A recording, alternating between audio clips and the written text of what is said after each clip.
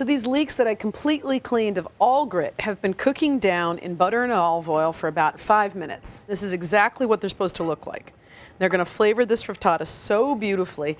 And I have about 8 ounces of diced ham. Ham turns out to be amazing value. You can get really good ones over the holidays. You have a ham dinner, and then you can make sandwiches, you can make a frittata, and end up with that bone and make a beautiful pot of soup. So this is just going to cook around for about 4 minutes. I just want the ham to completely heat through and get infused with the flavor of the leek and the olive oil. And I'm going to get these eggs in. Now remember, I'm making a big giant frittata for a group, and I have a big giant pan, so that means I want 12 eggs, a whole dozen eggs.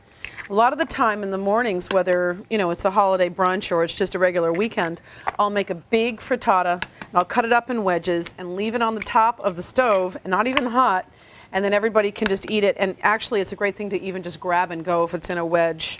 It's just if you have a lot of people to feed, you can't beat it.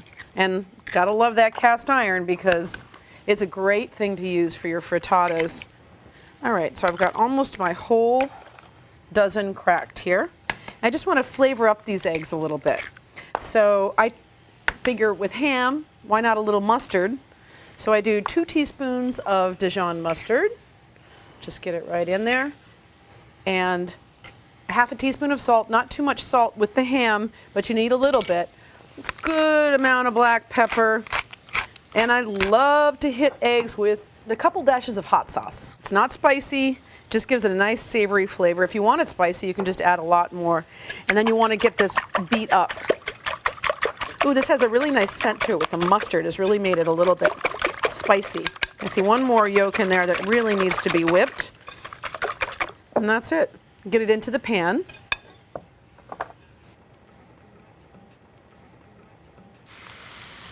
So I just distribute it all around the pan. And then I'll just take a second and just make sure that everything's spread out here. And that's about it. I leave this on the stove top to cook for about 8 minutes. And make sure you turn your heat down because you want to make sure it has some time to cook through before it totally cooks on the bottom. All right, now I'm going to keep pulling things together here and get my smoked salmon platter together.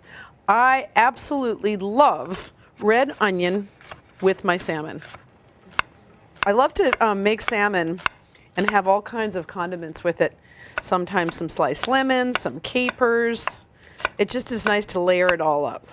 So that's nice. And what I'll do is just take my final platter here and just sort of keep them both on the same platter. I think the red onion looks so beautiful with the color of the smoked salmon. And then just get this onto the tray. This is one of the favorite things. My family knows that when the holidays hit, I'm investing in some beautiful slices of smoked salmon like this. You don't need much, a little bit goes a long way, but it's a special time of year. And so I'll keep putting this on just to give you an idea of how I serve everything. The bread has come out, it's crispy. I'll just stack it right up here on a wooden board and then get my wonderful dilled goat cheese into a bowl. And you can picture this all out on the counter, and then everybody just helps themselves. Everything's just laid out. If it seems like there's going to be a couple hours when people haven't come around, I'll just cover it up. And this little bit of goat cheese on the bread, a little bit of salmon and onion on the goat cheese, it's so good. The frittata is going to finish cooking in the oven and get those potatoes in there as well. And when we come back, I'm going to show you how to make a handmade cappuccino without any machine.